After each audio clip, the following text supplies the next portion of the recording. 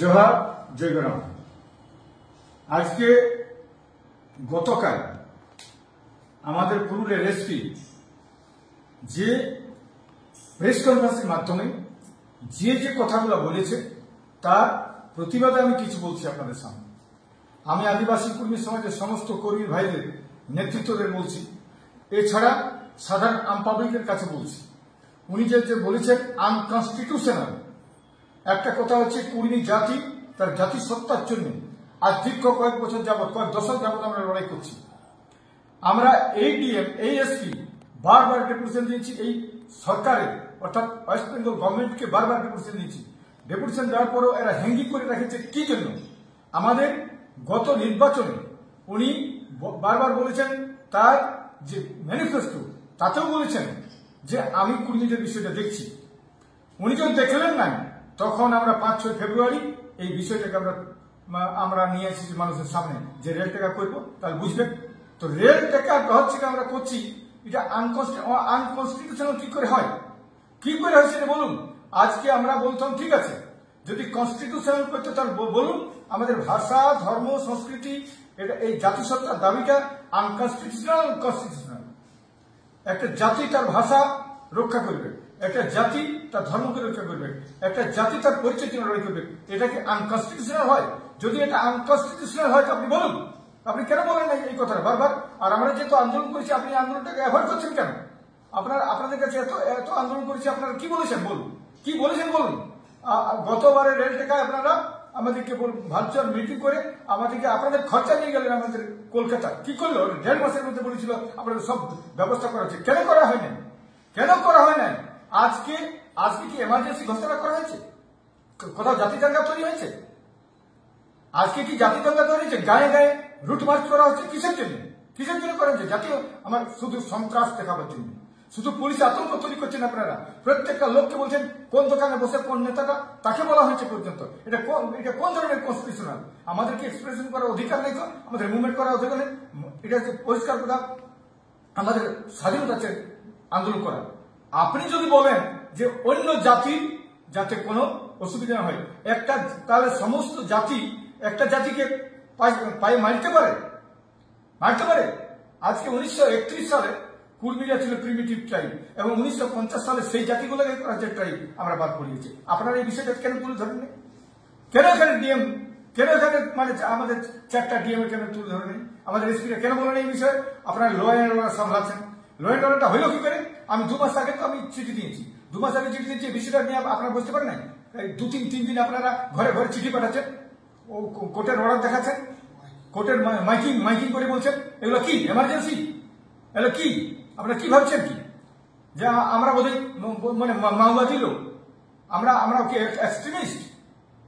তখন বারবার আমাদের সাথে বৈঠক করেছেন, আপনারা মিটিং করেছেন, তখন আমরা ভালো ছিলাম, আমরা। আর এই 3 দিনে আমরা খারাপ হয়ে গেলাম। আরে আমরা তো জাতিসত্তার জন্য লড়ছি, আমাদের ভাষা, ধর্ম, সংস্কৃতি, এই জাতিসত্তার জন্য। এই দাবি আমাদের অনেক পুরানো, লোক পেন্ডিং ডিমান্ড। আপনারা কেন তুলে ধরেন নাই? যদি একটা ডিএম একটা জেলার একটা ডিএম যদি হয় অভিভাবক, আপনারা কেন বিষয়টা জানান না? আমরা 2 মাস আগে চিঠি দিয়েছি, সেগুলো কেন বলেন না আপনারা? আমরা তো 5-6 ফেব্রুয়ারি ঘোষণা করেছি। এই ঘোষণাকে আপনারা কেন তুচ্ছ-তাচ্ছিল্য করেন? কুর্মী একটা শান্তপ্রিয় জাতি। আজকে তাদের বিরুদ্ধে আপনি এমার্জেন্সি ঘোষণার মতন প্রত্যেক লোককে ডাকে থ্রেট দিয়েছেন। আপনি থ্রেট দেওয়ার আপনার অধিকার আছে, আপনারা কি ভাবছেন যে বোধহয় অন্য কারোর বিরুদ্ধে কিছু করা যায় না, শুধু কুর্মীদের বিরুদ্ধে করা যায়? আপনি গতবার দুর্গাপূজার নামে আমার বিরুদ্ধে কেস করেন, আর আপনি এটা ডাকে কেস করেছেন চেম্বার অফ কমার্স। আপনি ডাকে করাচ্ছেন, এটা কারো করার দরকার নাই। আপনি সমস্ত কিছু করেছেন। জানি না আপনি কতদিন চাকরি করবেন, কতদিন থাকবেন, কিন্তু কুর্মী জাতির কলঙ্ক নিয়ে থাকলেন আপনি। পরিষ্কার কথা, কুর্মী জাতিকে আপনি খতম করেছেন আসিছেন এখানে। এই রাজনীতির মাধ্যমে আপনি কি ভাববেন? আপনি কি টিকায় রাখতে পারবেন এই সরকারকে? কতদিন থাকবে?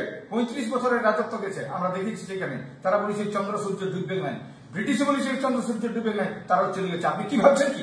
আপনি কতদিন রাখবেন এইভাবে? পরিষ্কার কথা, আমরা তো জাতিসত্তার জন্য লড়ছি, আমরা তো বাঁচার জন্য লড়ছি। আমরা এই লড়াইটাকে আপনি আমাদের ফান্ডামেন্টাল রাইটটাকে আপনি কেন তুলে ধরেন নাই? আপনি বলছেন এই ট্রেনটা যদি রুখা হয় মানুষের ফান্ডামেন্টাল রাইটে আঘাত হচ্ছে।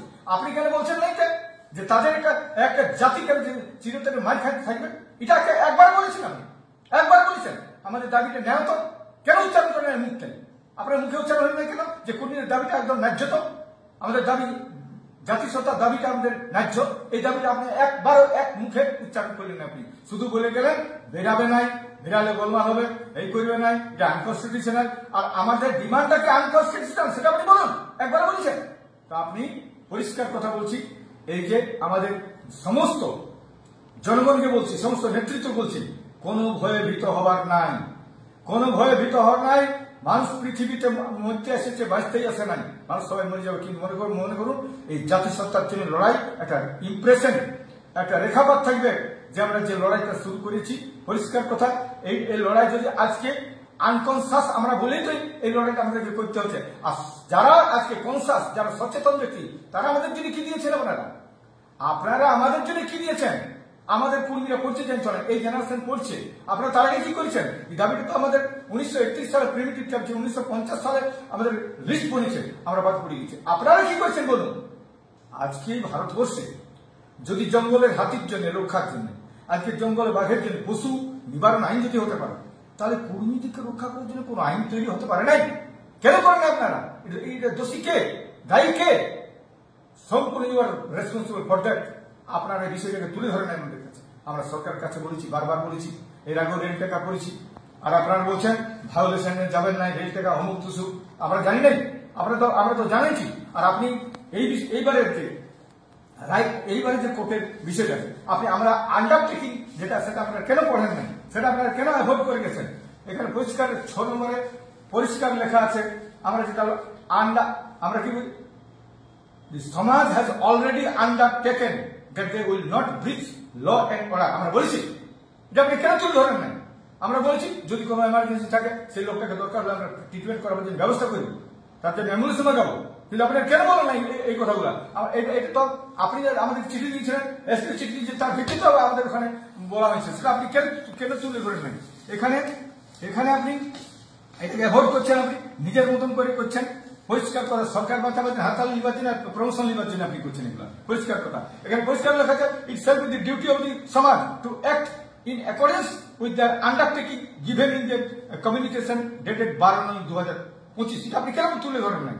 which is produced here below। দেখুন কি বলছে, in reply to your said memo, let me assure you that the proposed rail and road blockage to be observed, পালিত হবে, এটা বলা হয়েছে, বলা হয় নাই? আপনি কেন বলেন নাই? to be observed by the said সমাজ will not make any harm to medical and emergency services। বলেছি তো আমরা, এটা তো আপনি দেখেন নাই, এটা আপনি বলেছেন। হাই শুধু বলছেন আমাদের মুভমেন্টটা আনকনস্টিটিউশনাল এইরকম বলে আপনি মানুষের কাছে ধমকি দিচ্ছেন। ধমকি আর হুমকির কাছে পরিষ্কার কথা, আমরা আদিবাসী কর্মী সমাজ কোনো ধমকি মানছি নাই, কোনো হুমকি মানছি নাই। আর হুমকি দিবেন নাই। আপনারা আনপার্লামেন্টের কাজ করছেন, সেটা কে বলেছে আপনাদেরকে? আপনি কোন জন্য আপনি ডুমুটি গেছিলেন মিছিল করতে? আপনি কি করে আপনি মিছিল করতে গেলেন গায়ে কি করে আপনার পুলিশ ঘুরছে? কিসের জন্য ঘুরছে? কোন জাতি দাঙ্গার জন্য? আপনি বলেছেন কি এমার্জেন্সি করে বলেছেন? বলুন তো, এগুলো কেন করেছেন আপনারা? প্রত্যেকটা লোককে বলছেন এইখানে কোন দোকানে কোন বসার নেতাটা একে বসতে দিবেন, এটা বলার অধিকার আছে আপনার লোক বোঝায় বলেছে। এখানে কখনো সিভিককে, কখনো মেজবাবু, কখনো ছোটবাবু, কখনো বড়বাবু, কখনো আইসি, কখনো সব ওসি রেখে আমাদের কাছে এটা বিব্রত করছে আমাদেরকে। একটা লোককে ঘুমাতে দেয়নি। কি ভাবছেন আপনার এইটা শেষ কথা। আর যত কিছু যদি কোনো কিছু হয়, আজ সম্পূর্ণ দায়ী থাকছে পুরুলিয়ার এসপি। ডিএম কথাটা বলবো না, কারণ ডিএম কে বলানো হচ্ছে, ডিএম এগুলো বলেই নেই, ডিএম কে বলানো হচ্ছে প্রেসার করে। আর এসপি সব কিছু করছে। আপনি দুর্গাপূজায় আমার নামে কেস করালেন, আপনি আমাকে কে জানেন? যতগুলো কেস হয়েছে আপনি লোক দিয়ে করেছেন। আর এইবারে দুর্গাপূজার নামে লোককে দিয়ে আপনি করছেন, মিছিল করাচ্ছেন। আপনার বুঝতে পারেন এতদিন হয় নাই কেন? আপনার আমলে সব হচ্ছে, আপনি সব করাচ্ছেন। আপনি কতদিন করবেন করুন, আর আপনি কতদিন থাকবেন সেটা দেখছি আমরা। আর আপনার বিরুদ্ধে লড়াই হচ্ছে কিনা দেখছি। আপনি কেসের মধ্যে আপনার বিরুদ্ধে কোনো কিছু হবে না। কি ভাবেছেন? আমাদের বিরুদ্ধে কেস হয়, আপনার বিরুদ্ধে কেস হয়, আমরা দেখছি নাই। এসপি কে দেখছি নাই, না কোনো আইসি কে দেখছি নাই, না ওসি তাদের কেস হয় না। ঠিক আছে, আমরা দেখছি পরিষ্কার কথা। আমরা মনে করছি এখানে আমাদের দাবিটা সম্পূর্ণ হচ্ছে কনস্টিটিউশনাল জাতিসত্তার দাবি। ভাষা ধর্ম রক্ষার দাবি। এটা আমাদের সংবিধান আর্টিকেলটা পড়ে নেবেন।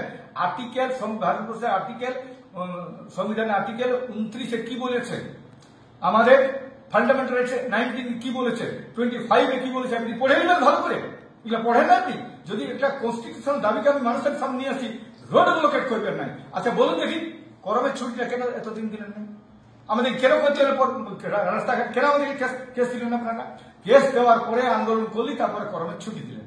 তেমনি আজকে ভাষা যেটা আজকে যে কলেজে পড়াচ্ছে, সেটা তো আমরা আন্দোলন করেছি, বিনা আন্দোলন দেয় নাই, কোন সরকার দেয় নাই। আরে কেউ মায়ের দুধও পায় না ছেলেরা, আমরা লড়াই করছি। সেই লড়াইটা বলছিলাম অবাস্তব লড়াই, আনকনস্টিটিউশনাল লড়াই। আপনি বেশি কনস্টিটিউশনাল পড়ছেন, আমরা বোধহয় পড়ি নাই, আমরা ওদের কিচ্ছু জানি নাই, আমরা সব ইডিয়েটের দল।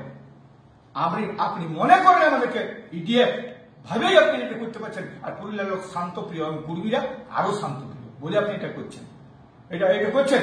আজ সারা স্কুলে মাস্টার নাই, ইয়া নাই, কত কি হয়ে গেছে, কত সুপ্রিম কোর্টের অর্ডার আজকে ভায়োলেট হচ্ছে, আপনি জানেন নাই? যারা যৌথ কমিটি যারা কলকাতায় বসেছিল, তারা জিতল সুপ্রিম কোর্ট, আপনি দিতে পারছেন? কেন দিতে পারেন না? তার জন্য কি লড়াই করেছেন বলুন? শুধু কুর্মীকে পাইছেন, আপনি কুর্মী পাইছেন। এই যে সমস্ত নেতৃত্বের কাছে আবেদন, আমাদের জঙ্গল মহলের প্রত্যেকটা নেতার কাছে আবেদন, আপনারা ভয়ে ভীত হবে না, সন্ত্রস্ত হবে না।